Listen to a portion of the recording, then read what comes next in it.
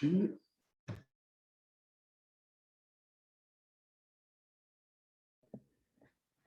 evening and welcome to the 7th and final webinar of the HX Grow webinar series given by Fiann o Nualláin.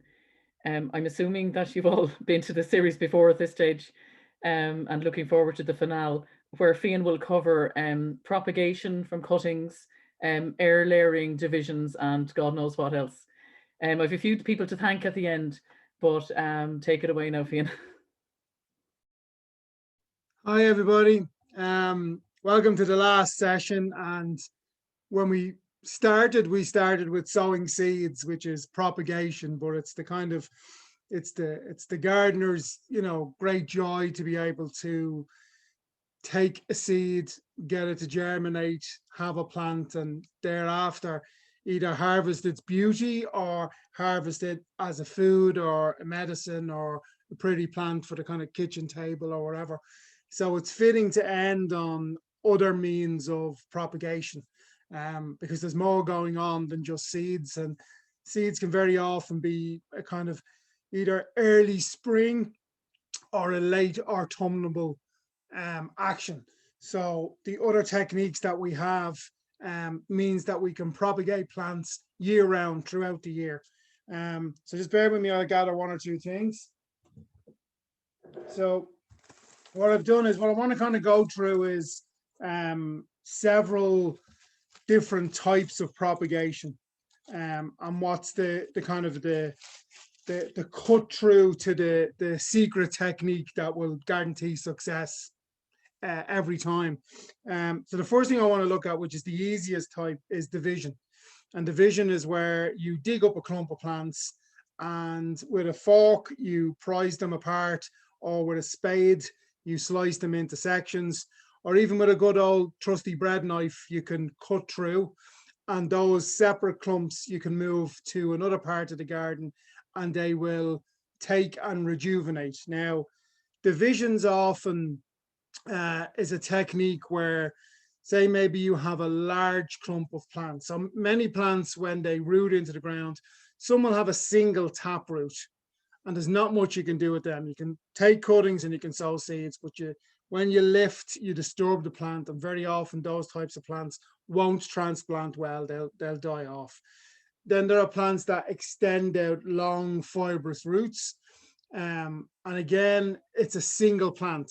So both of those types of root systems will cause the plant above ground to just get bigger, to just put on a bit of bulk, to grow more foliage, to grow more lateral shoots, but all the action is above the surface of the soil. There are a whole range of herbaceous border plants, however, that really just underneath the soil, they're sending out little runners or stolons, and they're producing new plants. So say something like yarrow or daylily. Really what's happening is, as that plant gets bigger, it's not that your one plant has gotten fat, it's that your one plant has become a multitude of plants. It's really a colony of a single species. The issue there is that sometimes the plants on the outer periphery can cause the plant on the inside to be just squeezed in a little bit and deprived of its opportunity to stretch out its roots and absorb nutrients from the soil, and the inner section of the plant can start to age and die off. So you can often get a kind of a bald patch in the center of your herbaceous clump, or you can get a weaker performing middle than the outer flourishes of flowers or foliage, even if it's a herbaceous plant that you're harvesting as a perennial salad or a pot herb. So traditionally what we would do there is we would dig it up, split it in half, plant in a half, and the other half we would either discard onto the compost heap, share out with friends, or cut up into, again, smaller segments and plant them around the garden and use it as a propagation thing. So it's kind of a cheat, it's not really a propagation method as such. It's something that came about as a necessity to rejuvenate a plant. But I find, especially at this time of the year, lots of our spring bulbs and stuff like that would actually clump up. They're great to lift now in the green. I mean, their flowering has gone over, so you're not going to disturb them in any way. You can lift them up, you can separate out the bulbs, and you can plant your bulbs around more, which will populate the garden with more bulbs. But then there are some within the garden as well that when you dig up, it's not so much the bulb, it's the herbaceous clumps, and you can wedge them apart and pot them on into individual pots, bring them along, or you can plant them fresh back into the ground as you go. So division, the books may tell you it's something that you do in autumn, and avoid doing it in kind of spring. We're not in spring anymore, you know, we're in summer. So maybe we're a couple of months earlier than the autumn end of it, but you're not going to do too much damage to your plant. And I find doing it now, I mean, it's, you know, May is often a very wet month. So doing it now is a good opportunity that, you know, you're not going to forget, oh God, I didn't water that division for 2 days. You know, you're dividing it and you're moving it into a moist situation. And, you know, we're not going to get too hot to scorch it off, and we're not going to get too dry for it to shrivel up. So with divisions at this time of the year, you're pretty much guaranteed success. It's just to make sure that what you're dividing is those clumps. So if you dig it up and it seems to be a crown or one solid center of a plant, you don't want to cut down through the middle of that, because you'll just destroy the plant. It needs to be the individual root systems. Now, again, you can Google the name of your plant, how to propagate, and it may just come up with a list of, you know, take cutting, hardwood cutting, softwood cutting, division. Then you know, okay, that's grand, I can divide this plant. But there's no harm in digging it up, having an excavation for yourself, because garden is all about exploring and learning, and it's as much about learning from your mistakes as from your successes. At least you get to see what type of plant, what the root system is of that plant, and that'll give you clues for all other sorts of stuff in terms of the management of that plant going forward, you know. So if it comes up and it's a crown, like strawberries are individual crowns, asparagus are individual crowns, but they will bulk up in their sections and they can be teased apart. It's only if it's one single root system, you can't divide it. And then you're having to look at your next kind of set of techniques. So the next set of techniques pretty much is cuttings. And cuttings aren't really that complicated. If it's a very hard wood, which are known as hardwood cuttings, you're better off leaving that until the plant has gone dormant. And then really what you're doing, I'll show you now.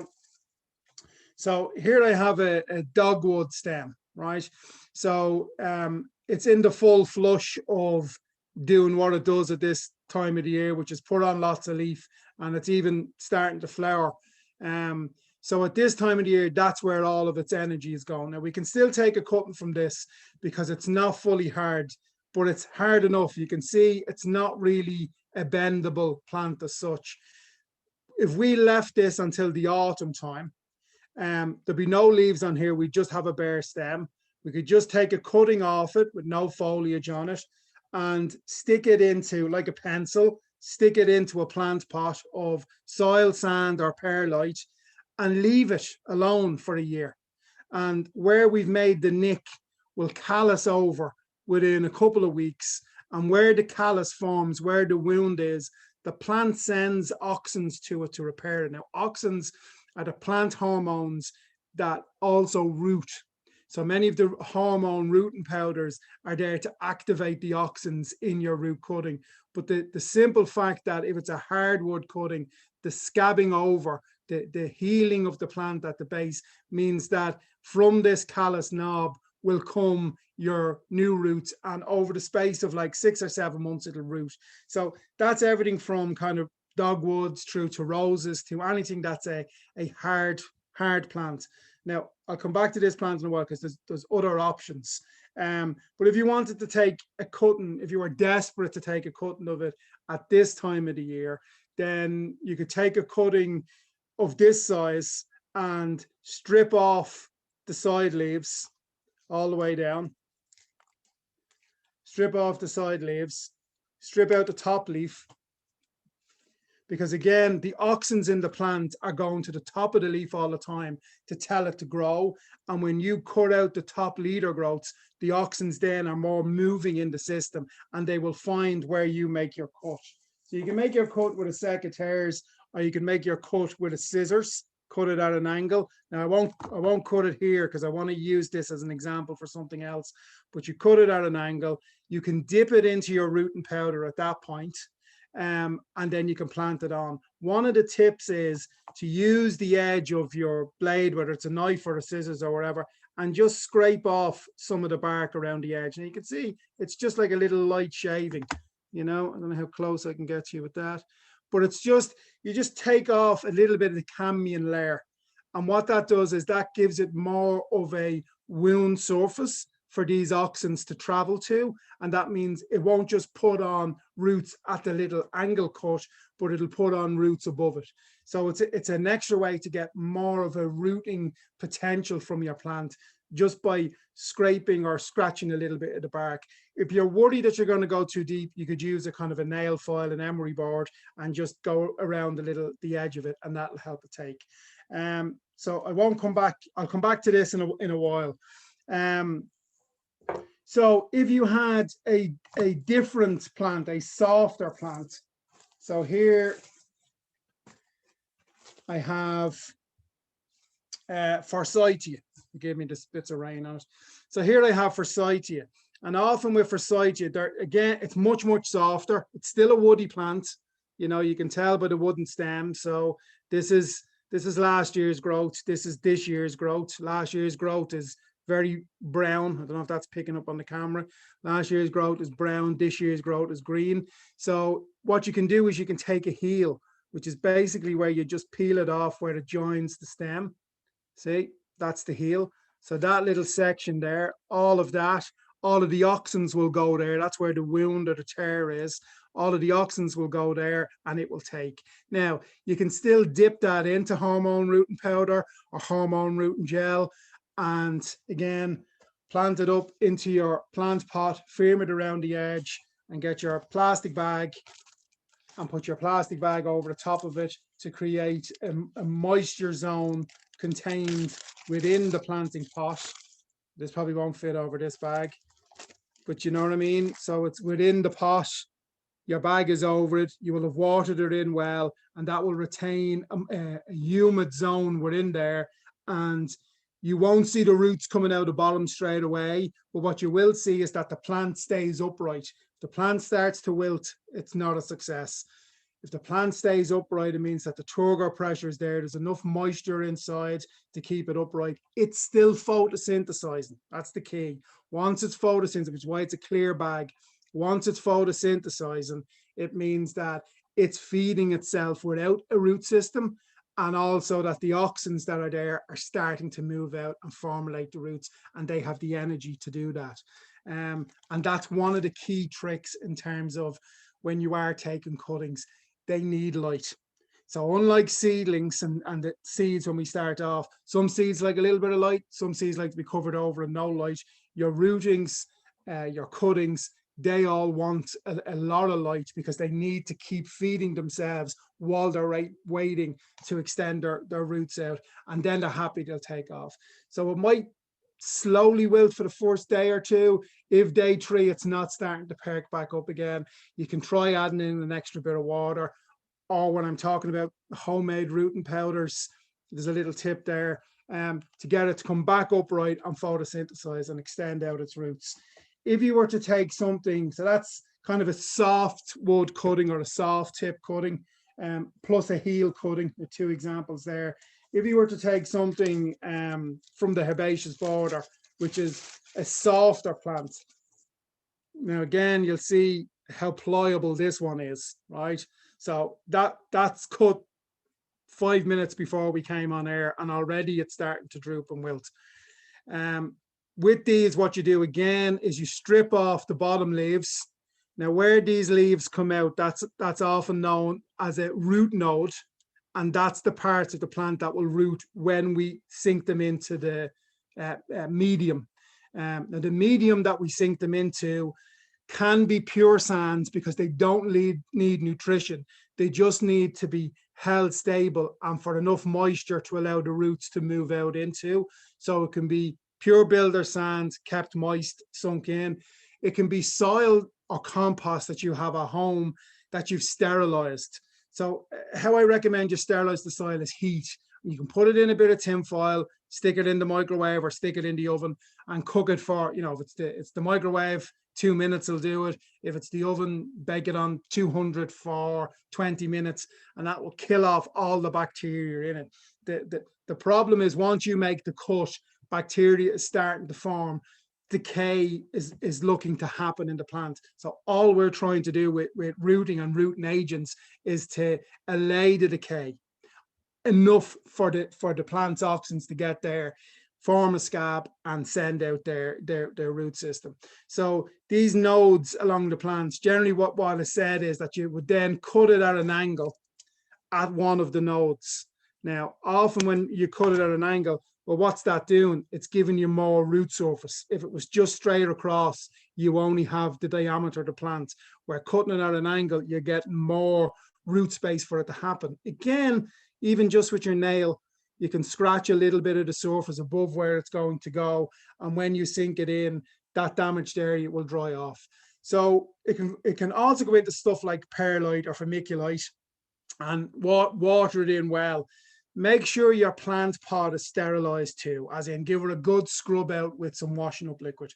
The other way of sterilizing soil is if you get a colander and you line it with tin foil and fill your soil in. I mean, remember, you're only going to fill a pot, a small pot, 3-inch pot, 6-inch pot, 9-inch pot, this sort of stuff, small pots. So you don't need a lot of soil. And within this, you know, you could get several rootings going around the rim. So you could have 6 or 7 again within this section.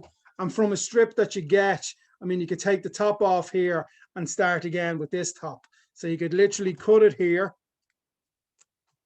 There's one rooting, and then your second rooting, you can strip off the side seeds, side shoots here, and you'd have 2 from the same cutting. And you know which is up because the leaves are pointing up. With this one here, where there's a flower bud starting, you would pinch that out.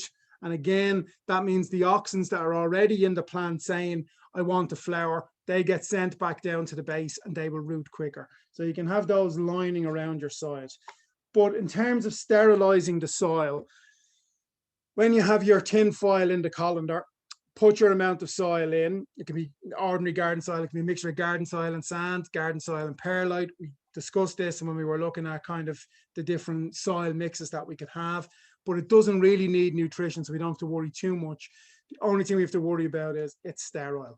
If we then pour freshly boiling water over that and let it sit for 3 or 4 minutes, then you can pinprick some of the holes in the colander and start to let the water drain out overnight. The next day, that's effectively a sterilized medium for you for sticking your cuttings into. So sterility is what we're looking for when it comes to taking cuttings. So with the herbaceous one there, with the arrow that I just showed you, that's a soft tip cutting, because again, you can see how pliable it is. It's soft. Most herbaceous plants will root on pretty quickly from soft wood cuttings. Some of them, again, here I have a straw. You can see the straw is cut at the angle, just to give the example of how you'd stick it in. Can be literally dropped into a glass of water, left on your windowsill, and you will start to see the roots coming out. There's no guesswork in, is it rooting away in this pot that I can't see? Hardwood cuttings generally don't do that. They would start to rot off too quick, where the softwood cuttings, they're so pliable, they're absorbing the water up through their stem and they're sending their auxins out. So that's the hardwood, softwood, and soft tip cuttings, which are the 3 kind of classics of cuttings in the garden. Where we're talking about rooting powder or rooting agent or hormone rooting treatments, really what that's about is that's about getting a substance in contact with that surface that's freshly cut to improve its chances of producing roots or to keep it sterile. So in terms of dipping treatments, there's lots of proprietary brands out there that you can go into your local garden centre and you can get a dipping gel or a dipping agent or a dipping powder. But there's a couple of homemade stuff you can do. So Now, I've worked in all different aspects of horticulture, and one of them in the early days when I was still a student was in propagation. And I got to work with different places that done different types of plants. And in one of the places, the guy was a specialist in pelargoniums, in scented geraniums and stuff like that. And he used to take the cutting, and he would lick or suck the base before he stuck it in anywhere. And I thought it was just a quirk of his personality, but it's the fact that our spit is antibacterial. So this was an old technique going back. And a couple of years later, I met a guy who used to use baby talcum powder or corn flour and spit into it and make a paste. And he would use that to seal the end of the cutting on all of his cuttings. So it's the combination of cleaning it, of using an antibacterial source for that. Now, I don't recommend going out cutting a plant and sticking it in your mouth and putting it in. I think a lot of that was a bit of a, wishful thinking. I'm sure the saliva done some good, but it wouldn't do as much good as other agents. So I had heard about people using cider vinegar, but cider vinegar is pretty toxic to most plants, and it's even used in the kind of the modern eco weed kills. So there's a diluting technique that goes on, and I know it's meant to be kind of 3 parts water to 1 part. I still don't trust the cider vinegar too much as a sterilizing agent, but what I do trust is honey. So the old technique, and this is going back to when the Romans were propagating plants, was they would boil up, say, the equivalent of a cup of water and add in a teaspoonful of honey, let it completely cool, and then you use that for dipping your cuttings into before you move them on into your growing medium. So the honey is highly antibacterial, highly antifungal, and because it's osmotic, it's absorbed into the plant. Some of the residue state. Now, it's not a syrupy honey at all. I mean, you could try that, but I'd be worried that the sugars might attract other insects and stuff into where your plant is going to be. So it's just literally like a honey tea, cooled, put your dip in and move it on. The next one up from that would be to use willow water. So I think I probably spoke about willow water previously. Willow water is basically, you go get your stems of willow, say about this size and length, strip off the leaves, scrape a bit of the bark, and pack them into a jam jar. Leave them on your windowsill for about 2 weeks, and they will start to secrete out a white substance. That white substance is salicylic acid, which is got synthesized into aspirin. That's where the name is often familiar with. So the salicylic acid is the plant hormone in a plant that drives its immune system, but that also tells it when to root or where to root from. So not every plant has salicylic acid, and they have other chemistry doing it, but any plant that gets a dip of salicylic acid recognizes it as a hormone and sends its hormones to meet it and root at that point. So willow water is another one that what they call improves your strike rate. It means that you'll get more roots on more cuttings. Now, not every cutting takes, even if you go out and you get the professional powder, which will have ground up plant auxins contained within it to make it root, and will have a much more success rate than anything you make at home.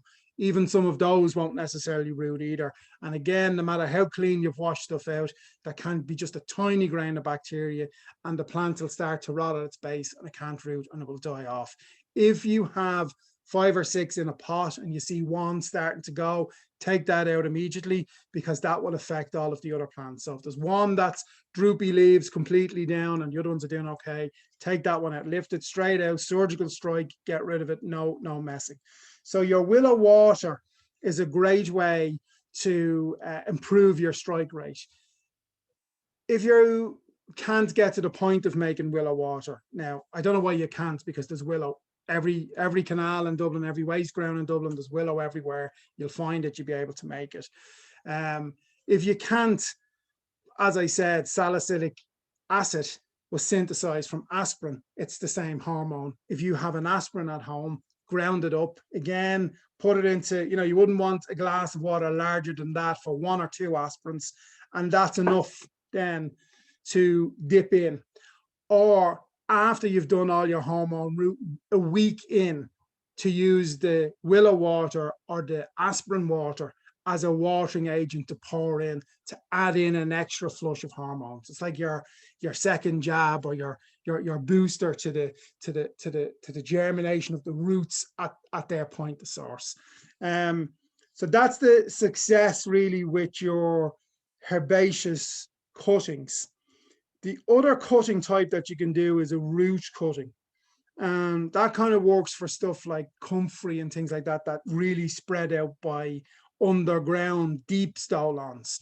So that's basically, you would take up your root, have your root up out of the ground. Forgive me again for using the straw. You would take your root up out of the ground, and what you do is, this is the up bit. So maybe there was a bit of leaf here, and you'll cut the leaf off. You'll have your root system going down, and your root system will come to a point at the end. So you know that's the down, this is the up. Because really what you're going to do is you're going to plant the cutting in the same way it was growing, and you're going to leave a top nub of it above the soil surface and the rest of it pointing down. So if you had a long root like this, again, you could take another cutting where you cut down at an angle so that you keep a point. All right. I'll have to send back my blue Peter badge, and then cut it straight so that you will always know that a straight top on top is the up and a pointy bit at the bottom is the downward. Same on the original piece. It's at an angle downward. You can see it's at an angle downward and it's straight on top. So there are two root cuttings from the same section of root that once the up is up and planted above the tip of the surface, the roots at the bottom end will extend themselves out. They're already roots. They don't need root hormone treatment or any kickstarts. They will naturally themselves just start to replicate.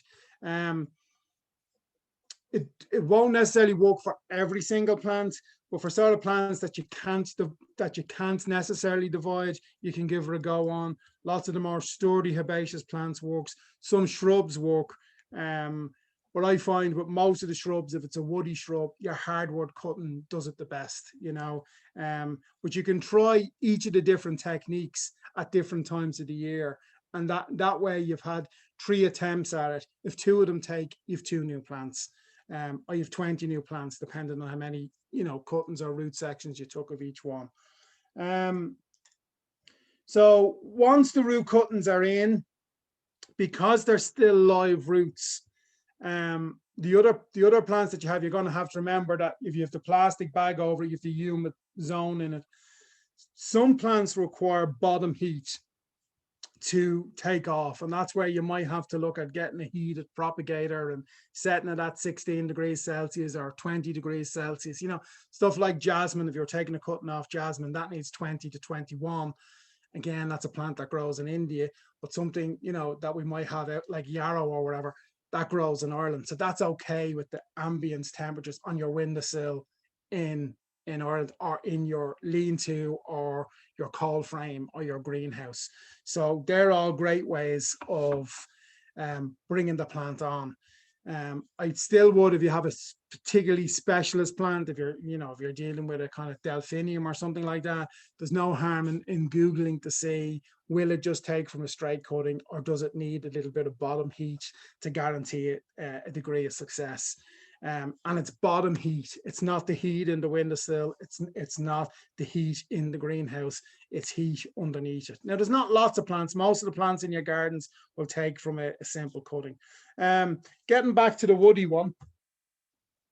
So if you have woody plants in your garden, or you have climbers, say jasmine or clematis or anything like that, and they can be a little bit trickier by cuttings, as in they can take longer to form their roots. And in that process, if they're not getting enough light and they're not synthesizing well enough, then they start to wilt and die off. So for those tricky ones, we do a tricky technique, which is layering. So that's basically where you have your upright plants and you bend it down to make it in, say the line here, the video, is the soil. You bend it down and you peg it in at soil level. So you just get a peg and you peg it down so that a section of the bark, and again, you would scrape this bark with your nail or a knife or an emery board to create a wound zone there that will, when it makes contact with the soil, that the auxins will go there and it will start to root out. So once you have this bent down, making contact with the soil, the top branch is still connected in to the parent plant. So it's still being fed.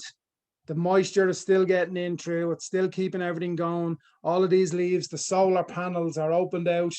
They're taking in the energy that they need, and they're making it root at the contact level with the soil. It can take a year, right? And you'll know it is taken when this plant all of a sudden gets a real spurt of vigor and puts on a lot. And then what you do is you simply cut the umbilical cord. That's what you do. You cut it off from the parent plant and you lift it up, and there'll be a whole load of roots here at the section where you've put a scrape in. Some people do it with a surface contact, just with, you know, the top of a wire hanger pegged down. Other people will dig a little trench and make sure that some of it, you get like a bit of a U-bend on it, and that the portion of it is down under the soil so that it will extend out more roots. There's no wrong or right way. They're both valid techniques in doing it. I guess if you bury it down a little bit, the neighbor's cat or whatever isn't going to scratch up at the soil surface. You're not going to trip over it. If you stand on it, you're not going to snap it, that sort of stuff. So it's really just a technique that you modify for your own particular circumstances. But you'll know it has taken, quickest they'll take is 6 months, on average 9 months, but certainly definitely after a year, you'll start to see a big vigorous growth in the next available kind of growing season. So the next available spring, off it goes, you know, then you can excavate and see the roots there before you cut the umbilical cords, as you know it's a viable plant. You can then plant it on into a plant pot, grow it on for another couple of months and plant it out, or you can plant it out straight. The only kind of pitfall in it as such is, again, because you've bent the ligands down contained within the plant, and as this starts to grow, when you go to plant it, it may be at a bit of a weird angle, and you might have to just prune out the top tips of it, so that again, it'll cause lateral growth to come out of the side and correct itself. Otherwise, you have one of those kind of weird trees that grow at a weird angle on the west coast of Ireland. Now, I like that aesthetic, but not everybody does. So by pinching out the tops, and again, this is a technique we do in gardening all of the time to get more lateral shoots and a buffy plant. You're not doing it any harm. You're taking the growing auxin out of the picture, and you're causing the other auxins, the other plant hormones, then to come into therefore and take off in a proper way. So that's ground layering. There's another trick that you can do, which is air layering, which is you leave it on the plant where it is, and you can get a plastic bag filled with soil, and you know, something like this filled with soil, and you can gather it, push it in, seal it around, and allow the roots to extend into your piece of plastic bag. The trick that I was taught many, many years ago was to get a tennis ball, cut a hole in the top, cut a hole in the bottom, and slice it down from hole to hole, and just prise it open a little bit, you know, prise it open, move the stem in, pack in a load of soil or sphagnum moss around it, and let it close over. And then you could even tie that on with a bit of string or a bit of gaffer tape, hold it on. And over the space of a year, when you come back and took that off, you'd have a lovely solid root ball. Again, you just cut the plant off underneath and lift it away, and you'd have it. Since then, somebody's been on Dragon's Den, and they now have these types of non-yellow tennis ball type stuff that attach on as air root trainers. So there's lots of ways. I mean, you could even do it with a yogurt pot, you know, but you can go out and you can buy the professional ones and stick it on, and you know you have a higher rate of success because they're of a material that allows the inside to the roots not to shrivel up and go off. When you have a plastic bag, at some point you're trying to think, how do I get a little bit more water in here to keep the roots moist and wherever else? So the professional kit is no harm, but that's air layering. It's not that complicated, but it also can take 6 months, and it is better again if you get your nail and scrape a bit of bark and allow the wound. I know it sounds crazy because all we're talking about is trying to sterilize the plant, but the scraping of the plant and then sterilizing it just gives more surface for those auxins to spread out and kind of do their thing. So that's the layering end of it. And then really what we're back to then is seed. And seed is again a little bit about hygiene. The biggest mistake or the biggest accident or pitfall in seeds is that the seed germinates, it lasts for 2 or 3 days, then all of a sudden it starts to go brown or black and flops over. That's a bacterial infection that's in your growing medium.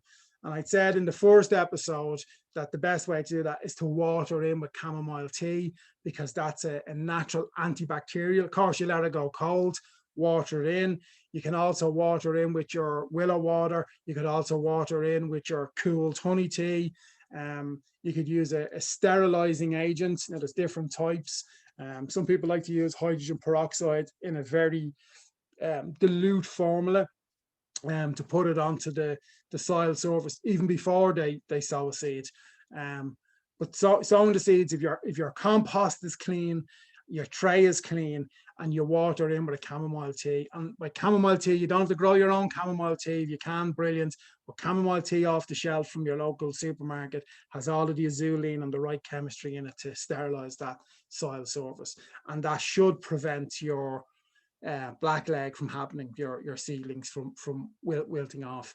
Again, seedlings as a form of propagation, the reason in one level why they are preferred as such is because every seed is programmed to germinate. Not every root cutting is programmed to root.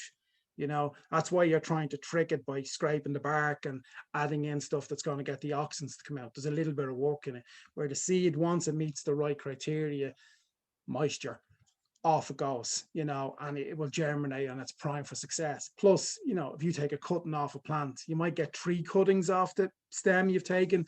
If you sow a package of seeds, you're going to have 30, 40, 50 plants potentially. So, most people favor seeds as the most successful and efficient method of propagation. But these are all of the other types, your divisions, your different types of cuttings, your air layering. These will all help you get more out of your garden. And it's that thing that you're not having, like at this time of the year, while there are still some stuff you would see, it's probably easier to take a cutting or to do an air layer, as opposed to having to wait until next February till you can get your package of seeds in the local garden centre. So the secret to it really is, the best tool you can have is the plastic bag. Now, I'm not a fan of plastic, it's wrecking the planet, but these kind of Ziploc kind of sandwich bags, they're very sturdy. You can make a cutting. After you've done it, you can wash them out in some sudsy water, let them dry out, put them away and use them the next time you're taking a cutting. They double up over the plant for being inside, so they create your own humid zone. So they're great. You don't necessarily need a heated propagator. They're handy for lots of stuff. They're handy even for seedlings, but this should add in that extra layer of moisture and that extra layer of heat when it's sitting on the windowsill. The ones that need heat from underneath, they're always going to be tricky. So at that point, you are going to need a heated propagator. Your other tool is a clean secateurs, or the old sharp kind of pruning knife. And again, that's really good just for scraping the edge off the bark, but also for taking the initial cutting and for slicing it on a chopping board. You can use a nice sharp scissors as well, or you can use your secateurs. Often what I find with secateurs is if I'm taking a herbaceous cutting, something that's kind of a little bit soft, some of the secateurs can just mangle the bottom of it, and you're still going to have to go and get a finer blade to make the proper slice, because otherwise you're just planting a crushed. And while I'm saying you want to do a little bit of damage to get the auxins out, crush is no good. It's more of a great, think of it as an abrasion, think of it as a skinned knee. That's what you're trying to give the plant, so that it scabs over, and at the point of the scab it comes. You're not looking at taking a hammer to the knee. That's you'll never ice skate again, as they say, So that's the essences of propagation in terms of the different methods and the different techniques. The great thing about it is, apart from extending your garden out, it's another wonderful kind of hit of job satisfaction, of achievement, reward, and it's a wonderful gardening practice to be engaged in. It's another thing that connects you in with the garden in a very hands-on, tactile way. it's also that thing that, you know, even though I'm saying you'll have your plastic bag and you'll have your, you know, your pot that you pot in on, you're not going to the garden center in the car. You know, you're not buying lots of stuff that has been flown in from all parts of the world. So there's a sustainability factor to all of this, which is kind of key to gardening as such. We are at the core and the forefront of kind of what's happening with climate change. We see it in the garden. We see things flowering out of season. We see bees emerging early or late, depending on the recent climatic changes that has happened this year. Is it a late spring? Is it a long winter? All of those sorts of complications. So we get to see it, perhaps more than other people do. So we get to realize that, you know, we need to become the kind of the guardians of the planet. And as we garden, you know, it's not just enough to have a garden. Yes, that's feeding the bees. Yes, that's bringing more oxygen into the earth, but we need to garden sustainably, because there's lots of chemicals used within gardening that are as bad as ornaments. There are lots of materials used in the garden that are a lot of carbon miles. So, you know, we need to be clever in how we garden at the same time, and doing our own propagation cuts out a lot of the nasty middlemen in that type of situation. So then the only other thing then really is, if you fail, try again.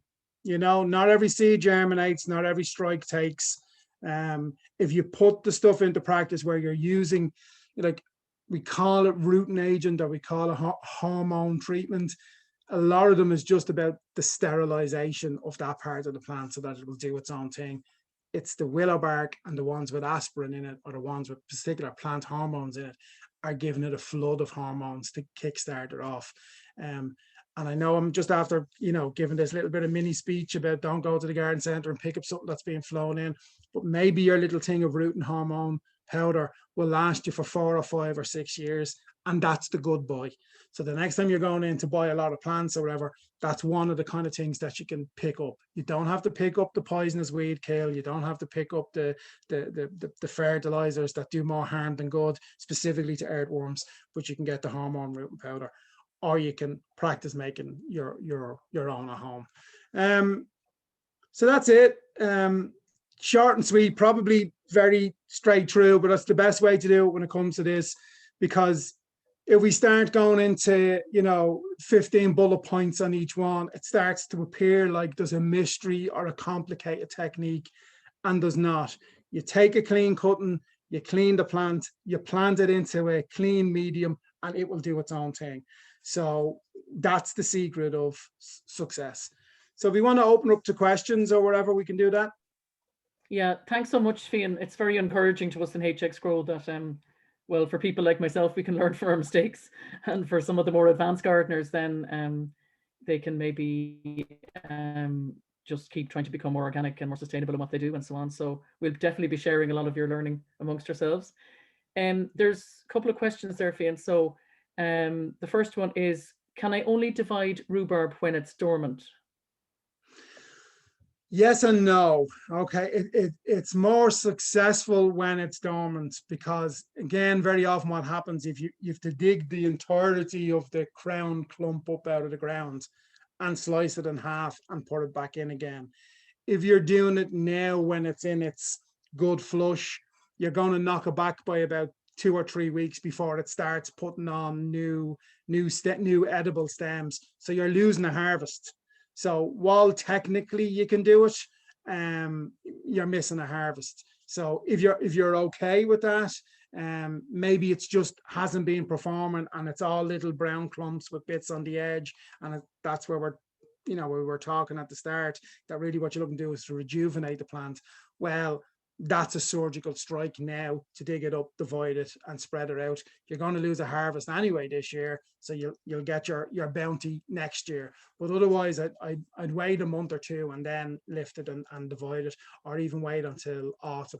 Often the problem with stuff, it's like I would divide kind of bluebells and like lily of the valley and stuff like that while it's in the green, because when it's gone out of the green in autumn, you can't find the bloody thing, you know, and nobody wants to stick a bamboo cane in with a sticky note on it saying here is the, and leave it in your garden for a year and a half, you know. Great. Next question. Can I take a cutting from wisteria? Yeah, you can. Now again, with wisteria, it's a hardier, woodier type plant. You could be looking for some of the, like, wisteria will flower on this year's wood.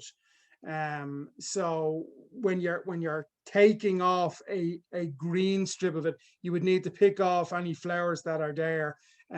So that again is just send the oxens back down. But wisteria is another great one for layering. So again, you could do the air layering on it, or if you can't quite bend the stem down to the ground, you can get a step ladder or a few breeze blocks at the edge of a pallet and put your planting container up at a height and layer it down into that pot.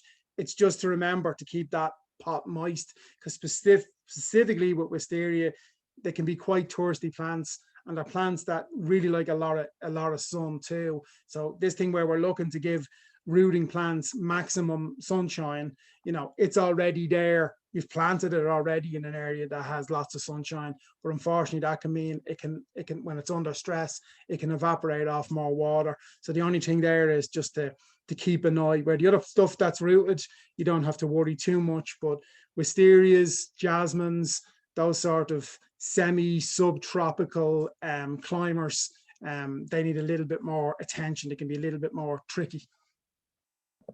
Okay. Someone else says they keep banana skins in a container of water for a week and then use them on their flower plants and strawberries. Is this okay? No.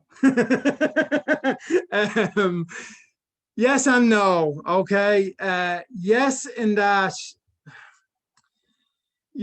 I guess what you're doing is you're trying to get the phosphorus that is contained and the potassium that's contained within the banana skin to leach out into the water and then add it on. But it's so minute in the banana skin already that what's leaching out is a very low percentage. Now, there's no harm in it, there's a tip I often recommend for people who get blossom end rot with their tomatoes, which is to boil an egg, and enough calcium leaches out of the egg that when that cools down and they pour that on, that's enough calcium to stop your tomato plants from getting blossom end rot, which is a deficiency in calcium, basically, very often because it's hard water. So with the banana in the water trick, there's not a lot. Some will leach out, but not a lot. You're better off composting the bananas and letting the potassium and the phosphorus go into your growing medium that way. I've often seen stuff where people put their skins around their roses and stuff. Again, by the time it breaks down on the surface of the soil, a lot of it oxidizes and it loses lots of its stuff. Where if it goes into the compost heap on the layer, and then your grass clippings are going over the top, or your coffee grounds are going over that, at least as it starts to decay and break down, it's kept within the body of the compost. And then when you turn over your compost and mix it up, it moves out. So you're not doing terribly wrong, but you can extract more of it if you compost it. Okay. Next question. What plants can be air layered?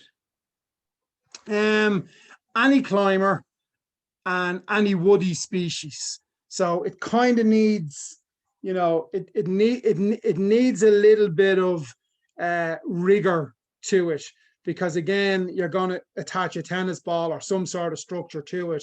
If that was something like, I keep moving the leaves around this room, but if that was something that was quite soft, when you put your thing on it, it's just going to fall and touch off the ground.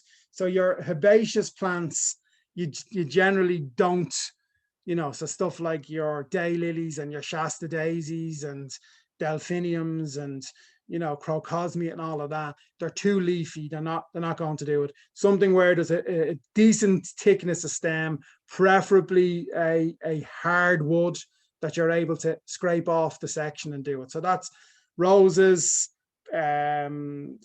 forsythia, choicea, fuchsia, all of those sorts of kind of harder, more rigorous stem plants. They're perfect for air layering. Okay. And a question, what's the best way to propagate hostas? Would it be dividing? Dividing really with hostas. Yeah, I found hostas can be quite, you can grow hosta from seed. It can be a bit tricky and a bit slow. There's no proper edge of a stem really to get it to root. I have seen stuff. The one that I didn't talk about was the stuff that you can kind of do with begonias and things, where you take the leaf and you peg the leaf to the soil surface, and these all have like ridged stems underneath which contain small amounts of oxens, so they can often root into the ground, and from the leaf can become a propagation. But there's very few plants that you can do that from, which is why I didn't mention it. Some people recommend you try that, especially with the hostas that are very ribbed, that you can try that. I haven't had much success with that. So it's up divide. And what you're doing is when you divide, each clump that you're putting back has been forced back to teenager years. So it has that kind of rejuvenation capability to fly. So yeah, division definitely with hostas. Okay. Another person asked, can they place rose cuttings in a potato to root? Yeah, I think that's becoming a bit of an internet trend, and I've seen that. You can do it. It's an interesting experiment. Again, it's tied in with that sort of stuff where the starch is contained within the potato tuber itself. Well, they're a big bag of oxens because that's the seed. So the tuber of the potato is there packed with all of the chemistry for it to germinate and take off and produce a new plant. So really what you're doing is you're piggybacking on the back of that energy. But like I say, your aspirin or your willow water will do just as well. Okay, and I'll take one last question. It's to do with germination. So one person says that their seeds are very slow to germinate in the greenhouse this year. Most years they're fine, but this year it's only a couple of sunflowers and 2 sweet peas, no tomatoes, no flower seeds. Is there a reason this year? Is it the cold? It's the cold and it's the level of light that we've had. I mean, this is May. This is meant to be sunny season, and we've had 14 days of drizzly rain and overcast. I know we had one sunny day in the middle of it all. The plants just aren't getting enough of what they need to kind of take off. That doesn't mean that in a week or two they're going to catch up. But with some of them, what will happen is they will have been sitting in moisture. They won't have, the gloom on the edge will have broken down. They're getting ready to germinate. And instead of germinating out into light and sunshine and heat, they're sitting there in a bit of sogginess and they may die off. So lots of your seeds, if they're not up in a week and they've been sown for the last month, then they're gone. Then it's time to resow. Clear it out and resow. Often when I resow, I have a kind of a wily patch down the garden. So often if I feel it hasn't taken, I'll tip it out into the wild patch. And then if it happens to germinate at a later stage, I can go and pick it out. And if it's a dead seed or it's a dying seed and it's gone, well, the birds and the worms and the beetles can have it that way. So it's not a total loss. You're still adding a little bit of humus in somewhere in the garden. But if there's no green signs, there's no green shoots within 4 weeks, that seed wasn't viable, either because of a cultural condition, and the cultural condition that has happened where it's been an awkward winter, not a great spring, and we're not getting a great start to summer. So yeah, expect a price hike in kind of bread and tomatoes later in the year. Very good. Okay, well, that brings to end our series. And Fiann, you were absolutely wonderful. I'm sure many of us will be watching the recordings again and again. I'd love to thank you on behalf of everybody. We've got loads of good feedback over the weeks. And I'd also like to thank Rob Chester, who's Senior Community Officer in Dublin City Council, who enabled us to get funding for this series. And I'd also like to thank Donal O'Leary, who suggested this series to begin with. There's no stop of ideas with him. And finally, I'd also like to thank Tony McDermott of the HX Festival, who was really supportive as well. So thanks everybody for turning up, and good luck in the garden. Have a good summer. Thanks. Bye, guys.